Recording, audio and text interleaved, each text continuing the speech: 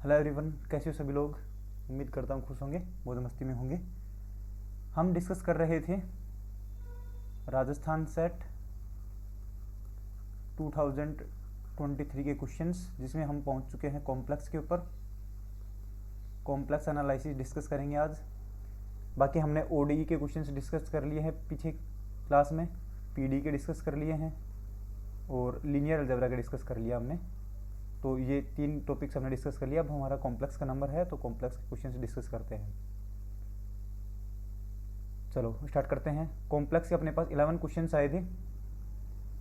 पहला क्वेश्चन है अपने पास कि if 2x minus x square plus a y square is harmonic function then the value of a is. तो सबसे पहले अपने पास फंक्शन दे रखा है 2x minus x square plus a y square is equal to, तो इसको हम मान लेते हैं कि कोई ये u फंक्शन है। वो u किसका फंक्शन है? x और y का फंक्शन है। तो कोई भी फंक्शन हार्मोनिक जब होता है तो कैसा होता है? हार्मोनिक होने के लिए कंडीशन क्या होती है अपने पास कि del two you upon del x square plus del two you upon del Y square is equal to होना चाहिए 0।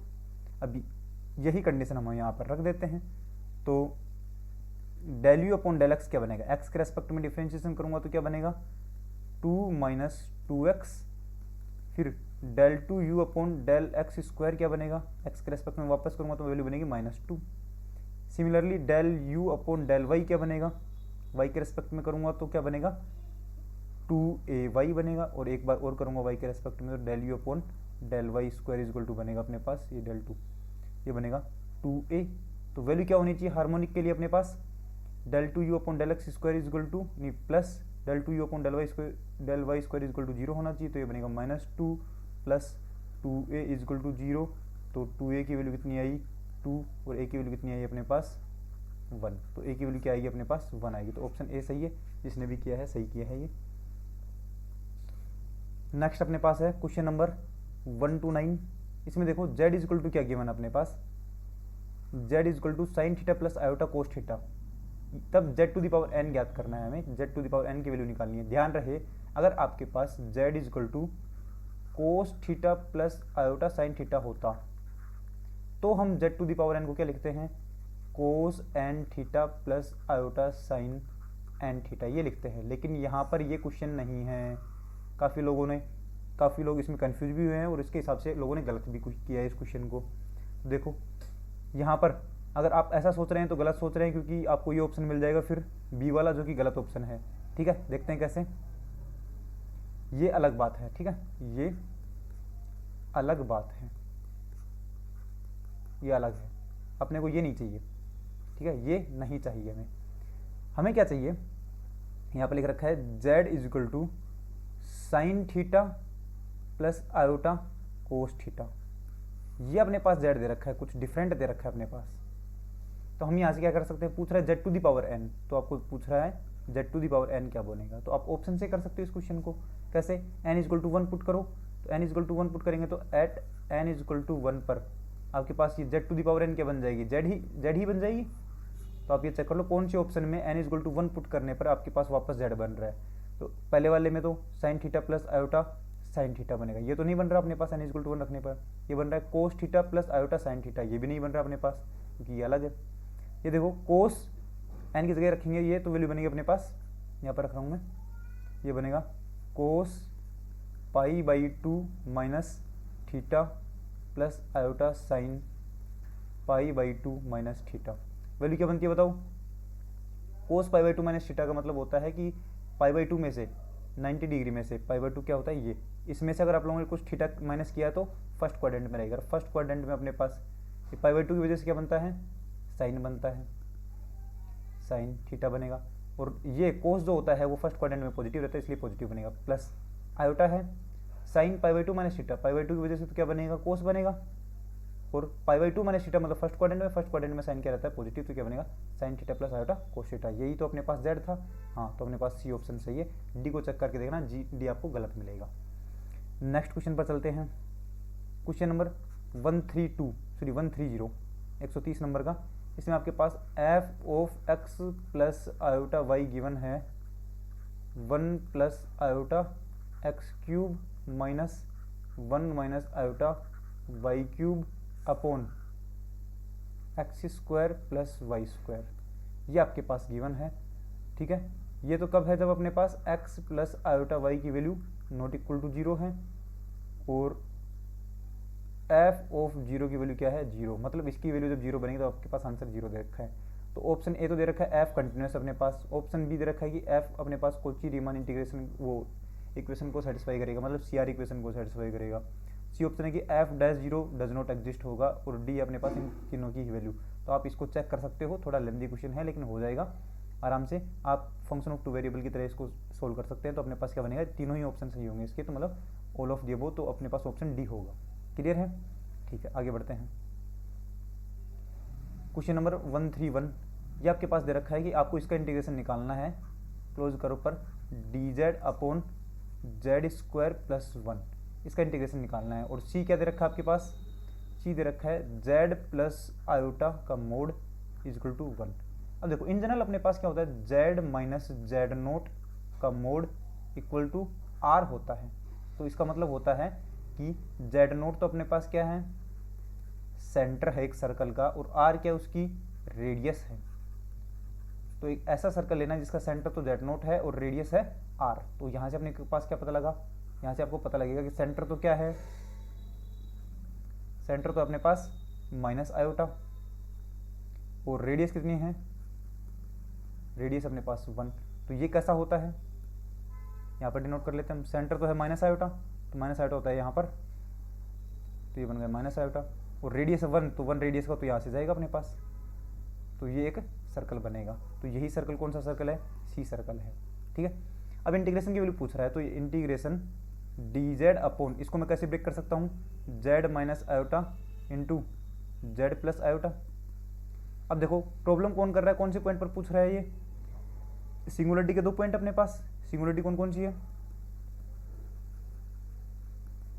सिंगुलरिटीज कौन कौन है, एक तो है z is equal to 1 sorry iota, और एक है z is equal to minus iota. यहाँ से तो माइनस आयोटा वाला मिलेगा, यहाँ से आयोटा वाला मिलेगा।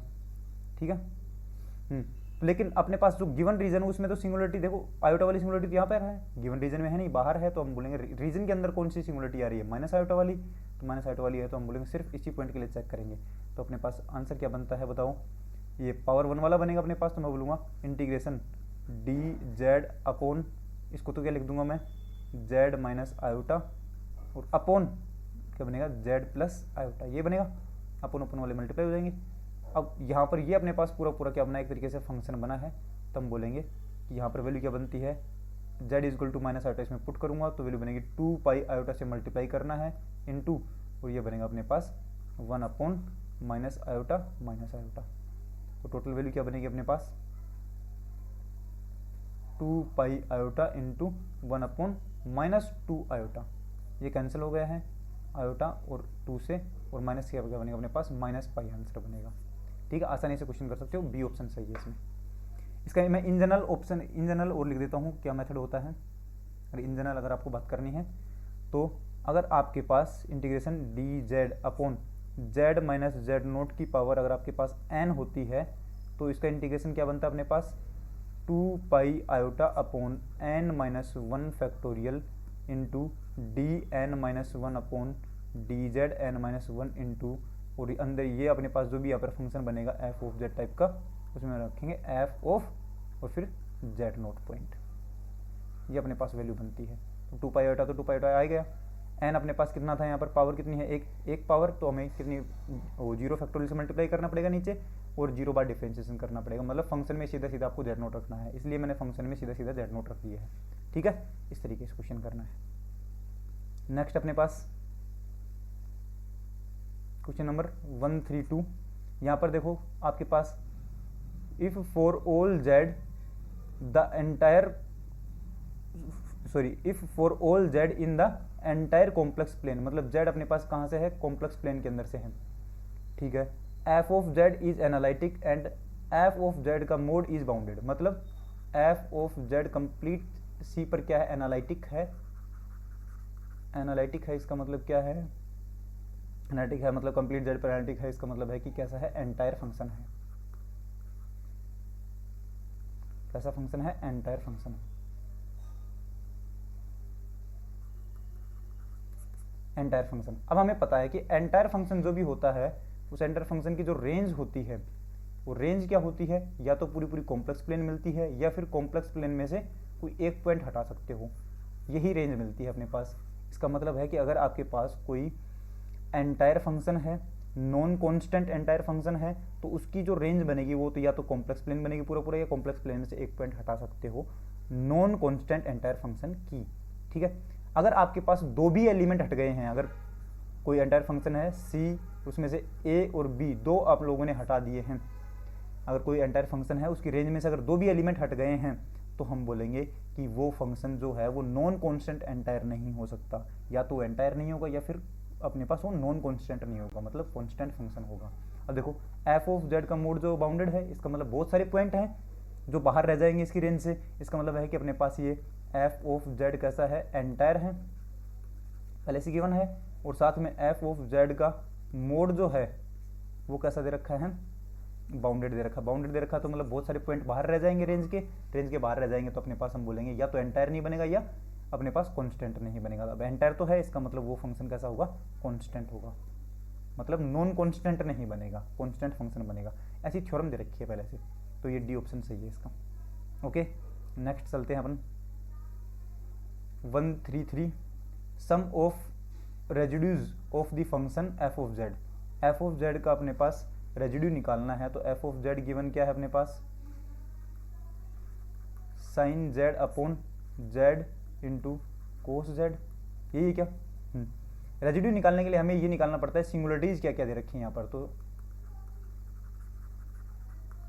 सिंगुलरिटीज क्या क्या बनेंगे अपने पास, एक तो जेड इजक्वल टू जीरो वाला, एक cos z is equal to zero वाला। कोस जेड कहाँ कहाँ पर होता है, z is equal to pi by two ले सकते हैं, माइनस पाई बाई टू ले सकते हैं, इसके अलावा और भी ले सकते हैं, लेकिन हम और लेंगे नहीं क्योंकि अपने पास रीजन दे रखा है।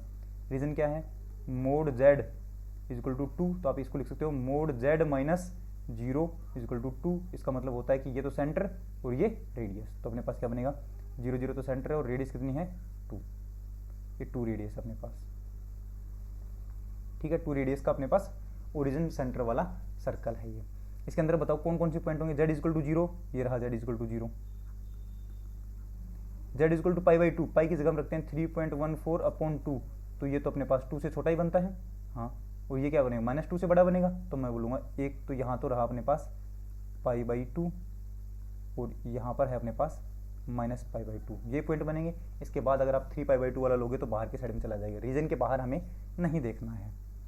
ठीक है, अब चेक करते हैं अपने पास कि सारे के सारे जो पोल बने हैं, ये जो पोल बने हैं जो मैंने बनाए हैं, इन पोल के ऊपर अपने पास इसका जो रेजिड्यू होगा उस वो रेजिड्यू की वैल्यू क्या क्या मिलेगी, और उसके बाद उन सभी रेजिड्यू का सम निकाल लेंगे हम। तो सबसे पहले तो हम जेड इजक्वल टू जीरो पर चेक करते हैं, तो at z is equal to zero value क्या बनेगी, पावर वन का है, जेड इजक्वल टू जीरो पर पावर वन का है, तो हम क्या बोलेंगे, ये बनेगा एफ ऑफ जीरो सीधा ही 2 पाई आयोटा से मल्टीप्लाई करके, तो वैल्यू बनेगी अपने पास, जीरो रखेंगे तो पूरा जीरो बन जाएगा, जीरो बन जाएगा क्योंकि फंक्शन में जीरो रखोगे तो क्या बनेगा, जीरो बनेगा। At z is equal to pi by two पर चेक करते हैं, तो वैल्यू क्या बनेगी, 2 pi iota into f of pi by two, तो वैल्यू बनेगी 2 pi iota into f of pi by two, क्या रखा जाएगा, sine pi by two 1 upon नीचे पाई बाई टू इंटू ये वाला अपने को यूज़ नहीं करना है अपने पास यहाँ पर, तो वैल्यू क्या बनेगी अपने पास, ये तो ऊपर जाएगा तो अपने पास वैल्यू क्या बनेगी, यहाँ से पाई से पाई कैंसिल हो गया, तो z is equal to pi by two रखने पर अपने पास आंसर क्या बना, ये कोस z वाले में ये बनेगा, ऊपर जाएगा तो वैल्यू बनेगी 4 आयोटा।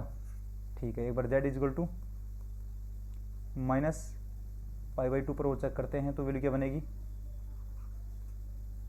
वैल्यू बनेगा अपने पास 2 pi iota into f of minus pi by to, और वैल्यू क्या बनेगी अपने पास 2 पाई आयोटा इंटू यहाँ पर पॉइंट रखूँगा तो वैल्यू क्या बनेगी, sine minus pi by two, तो क्या बनेगा -1 अपॉन ये बनेगा minus pi by two into cos वाले में अपने को रखना नहीं है, तो वैल्यू क्या बनेगी अपने पास फाइनली वापस से ये पाई से पाई कैंसिल हो जाएगा अपने पास, और वैल्यू में कुछ क्या गड़बड़ आ गई क्या,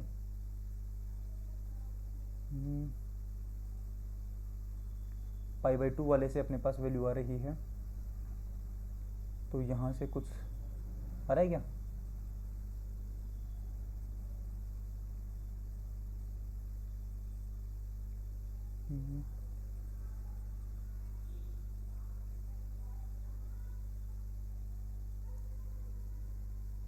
अच्छा, ये हम इंटीग्रेशन की वैल्यू निकाल रहे हैं, रेजिड्यू निकालना है हमें, इंटीग्रेशन की वैल्यू नहीं निकालनी है।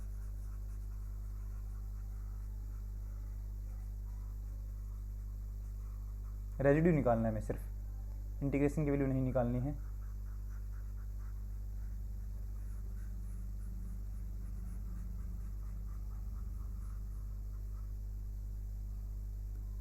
तो रेजिड्यू की वैल्यू निकालनी है अपने को रेजिड्यू, तो यहाँ से तो रेजिड्यू आएगा 0, और यहाँ से जो रेजिड्यू बनेगा π/2 के लिए उतना ही अपने पास नेगेटिव में बनेगा z इक्वल टू माइनस π/2 के लिए। तो ये रेजिड्यू तो ऑलरेडी 0 है, ये और ये अपने पास दोनों मिलकर के क्या बनेंगे, ऐड होकर के 0 बनेंगे, तो इनका रेजिड्यू बनेगा 0। ठीक है, ये चेक कर लेने एक बार, एक की शायद वैल्यू बनेगी 2/π, दूसरे का बनेगा -2/π, इस तरीके से बनेगा वैल्यू। ठीक है, चेक कर लेना एक बार। अगला है अपने पास 134, इसमें है द क्रॉस, आपने को ये पूछ रहा है कि which of the following statement is false, false कौन सा है?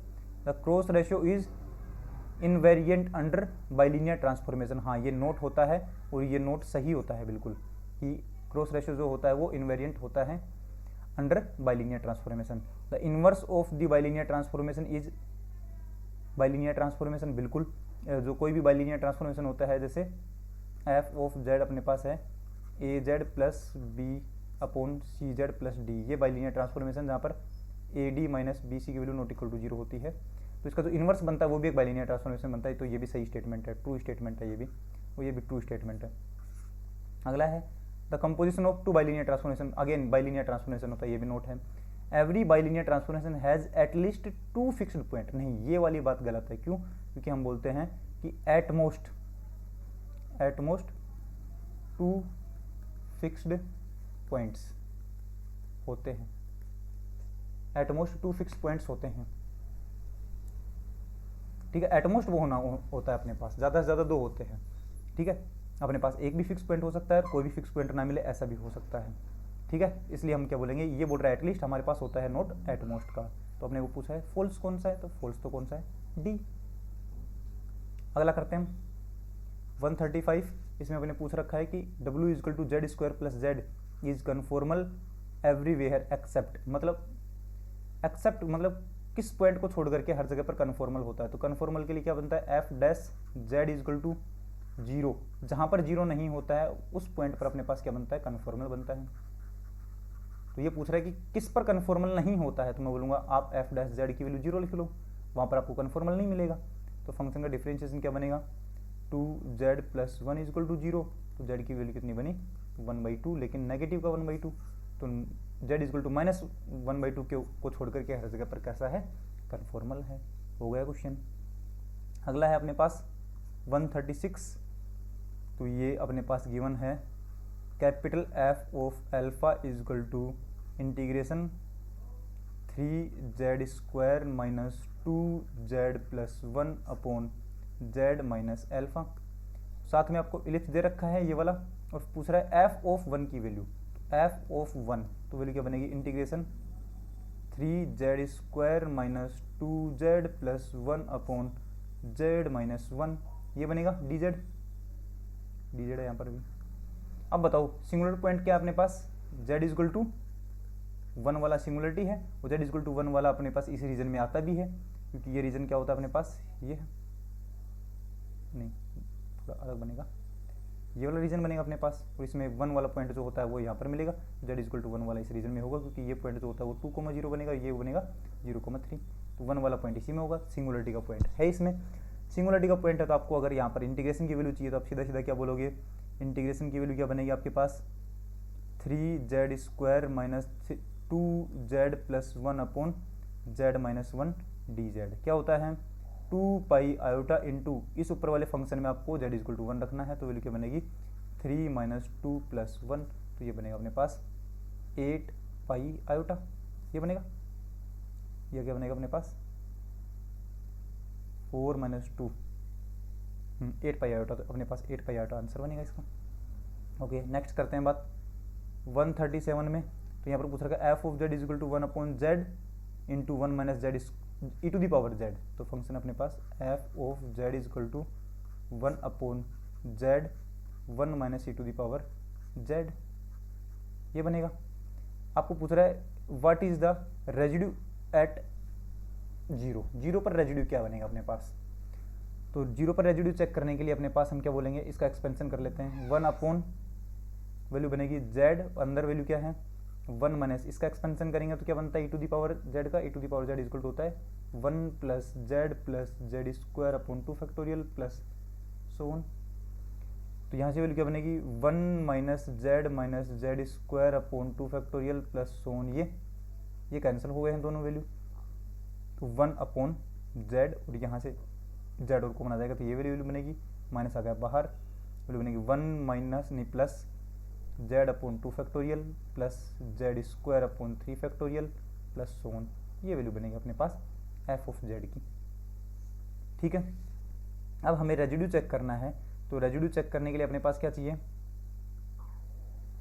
रेजिड्यू चेक करना है तो हम बोलेंगे ये देखो कितना ऑर्डर है अपने पास टू, तो मैं बोलूँगा इसके लिए अपने पास क्या करना पड़ेगा, एक बार डिफरेंशिएशन करना पड़ेगा। तो डिफरेंशिएशन करेंगे तो माइनस तो है बाहर और अंदर वैल्यू क्या बनेगी वन अपॉन, इस पूरे का डिफरेंशिएशन करेंगे तो अपॉन में तो ये क्या लिखा जाएगा one plus Z upon two factorial plus Z square upon three factorial plus so on का स्क्वायर, और इसका डिफरेंशिएशन ऊपर करेंगे तो अपने पास नेगेटिव के साथ आएगा और वैल्यू क्या बनेगी, इसका तो बनेगा वन, ये जीरो बन जाएगा और ये बनेगा one upon two factorial plus two Z upon three factorial plus so on, ये बनेगा। और पॉइंट रखना है जेड इक्वल टू जीरो वाला, तो ये माइनस से माइनस कैंसिल हो गया अपने पास और ये पूरा अपने पास क्या बन जाएगा वन बन जाएगा जेड इक्वल टू जीरो रखने पर, और ये पूरा क्या बन जाएगा वन बाई टू फैक्टोरियल। तो आंसर कितना बनेगा वन बाई टू, तो वन बाई टू कौन सा अपने पास ऑप्शन ए। इस तरीके से आपको रेजिड्यू निकालना होता है। अगला बात करते हैं 138, क्वेश्चन नंबर 138। बहुत सारे लोगों को समझ में आया कैसे करना है क्वेश्चन। तो ये है series n is equal to zero to infinity, यह आयोटा पाई की power n upon n factorial, ये है। मतलब सीरीज जो होती है ये कन्वर्जेज टू, कन्वर्ज कहाँ पर होती है, मैं बोलूँगा जहाँ पर इसकी फाइनाइट वैल्यू बनती है, टोटल सम की वैल्यू अगर फाइनाइट बनती है और जो वैल्यू बनती है उसी वैल्यू पर ये कन्वर्ज करती है। तो हमें चेक करना है टोटल सीरीज की वैल्यू क्या बनेगी। सीरीज की वैल्यू चेक करने के लिए हम कैसे लिखेंगे, हम इसको लिखेंगे n equal to one two three लिखते हैं, तो value n equal to one लिखने पर क्या बनेगा अपने पास total one, plus n equal to two लिखने पर क्या बनेगा अपने पास, तो n इक्वल टू जीरो रखने पर ये, n इक्वल टू वन रखने पर iota pi upon one factorial plus iota pi का square upon two factorial plus iota pi की power three upon three factorial, ये बनेगा प्लस सोन। ये अपने पास देखो कैसी फॉर्म है, E to the power Z क्या होता है one plus Z square upon two factorial plus Z cube upon three factorial plus so on, ये होता है। इसका मतलब ये टोटल वैल्यू किसकी है, E to the power iota pi की वैल्यू है, सही है। अब E to the power iota pi क्या होता है, E to the power iota pi equal to होता है cos pi plus iota sine pi, ये फॉर्मूला होता है अपने पास। तो कोस पाई कितना होता है minus one plus iota sine पाई कितना जीरो, तो वैल्यू क्या बनी टोटल माइनस वन। तो ये टोटल जो वैल्यू बनी है इसका आंसर कितना है माइनस वन। तो इस टोटल की वैल्यू कितनी बनी है माइनस वन, इसका मतलब ये जो सीरीज है उसका पूरी सीरीज का सम जो है वो माइनस वन बनेगा, और सीरीज का सम माइनस वन बनेगा, इसका मतलब पूरी सीरीज कहाँ पर कन्वर्ज हो रही है माइनस वन पर। तो ऑप्शन क्या बनेगा बी, माइनस वन पर कन्वर्ज होगा। ठीक है, तो ये अपने पास कॉम्प्लेक्स के सारे क्वेश्चंस कर लिए हैं हम लोगों ने। तो अगर आपको ये सारे के सारे क्वेश्चन समझ में आए हैं तो कमेंट में ज़रूर बताना है कि आपको समझ में आ गया है, और अगर समझ में नहीं आया है तो आप बता सकते हैं कौन सा वाला क्वेश्चन समझ में नहीं आया है, वापस समझा दिया जाएगा, कोई दिक्कत की बात नहीं है। वीडियो को लाइक ज़रूर करना है और चैनल को सब्सक्राइब ज़रूर करना है। ठीक है, हमें मिलता है इससे मोटिवेशन। ओके, मिलते हैं नेक्स्ट क्लास में, तब तक के लिए tata good bye, take care.